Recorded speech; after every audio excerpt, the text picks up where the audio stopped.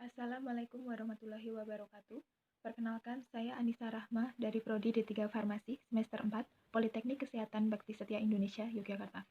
Di video kali ini, saya akan mentelaah dan menyampaikan tentang ramuan jamu untuk penderita hipertensi. Ramuan kali ini menggunakan beberapa bahan, yaitu yang pertama, Apii graviolensis herba atau daun seledri. Bahan yang kedua, Orthosiphonis staminei folium atau daun kumis kucing. Bahan yang ketiga, Centella asiatica herba atau herba pegangan. Bahan yang keempat, Phyllanthus niruri herba atau herba meniran. Bahan yang kelima, Curcumae santoriza rhizoma atau rimpang temulawak. Dan bahan yang keenam, Curcumae domesticae rhizoma atau rimpang kunyit.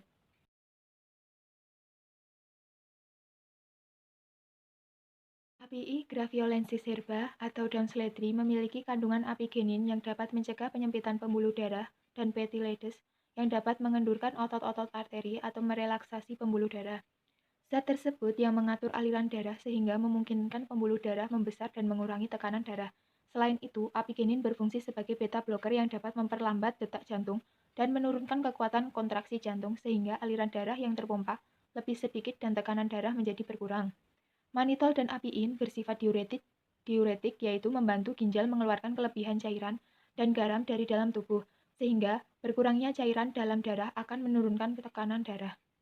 Orthosiphonis staminei folium atau daun kumis kucing mempunyai kemampuan mengurangi kadar natrium dan kalium. Kandungan quercetin dari daun kumis kucing mampu menurunkan tekanan darah dengan mencegah terjadinya agresi platelet dan trombus. Daun kumis kucing dimanfaatkan sebagai diuretik dan peluru batu ginjal. Tanaman ini memiliki efek sebagai diuretik alami karena mengandung kalium pada bagian daun. Keberadaan inositol serta flavonoid sinensetin juga berkontribusi terhadap efek daun kumis kucing sebagai diuretik. Centella asiatica herba atau herba pegagan memiliki kandungan zat aktif yang berperan dalam aktivitas sebagai pelancar aliran pembuluh darah adalah asiatikosid, yaitu senyawa golongan glikosida triterpenoid yang memiliki efek sebagai obat penurun tekanan darah dan mengobati sakit kepala, dan terbukti dapat menurunkan tekanan darah melalui penurunan daya kontraksi dan denyut jantung. Phyllanthus niruri herba atau herba meniran digunakan untuk pengobatan tekanan darah tinggi dan peluruh air seni. Berdasarkan penelitian, meniran mengandung kalium yang bermanfaat untuk meningkatkan cairan intraseluler dengan menarik cairan ekstraseluler, sehingga terjadi perubahan keseimbangan pompa natrium kalium yang akan menyebabkan penurunan tekanan darah tinggi. Curcuma santoriza rhizoma atau rimpang temulawak memiliki kandungan kurkumin yang sangat baik bagi proses perbaikan jaringan pembuluh darah yang telah rusak atau sklerosis dan berfungsi sebagai analgetik serta memiliki rasa pahit pedas. Curcuma domestica rhizoma atau rimpang kunyit memiliki kandungan kimia berupa saponin, flavonoid, dan minyak atsiri. Minyak atsiri pada kunyit mampu mengoptimalkan fungsi metabolisme dalam tubuh. Diketahui bahwa pada hipertensi fungsi metabolisme tidak berjalan dengan baik.